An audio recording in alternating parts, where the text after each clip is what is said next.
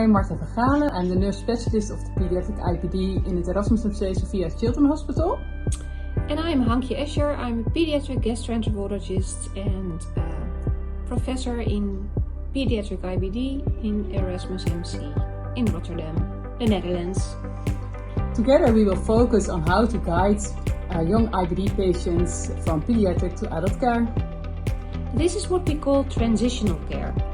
Transitional care is not difficult, it's not complicated, and we will explain to you what your patient needs in this difficult phase of life. See you in the winter!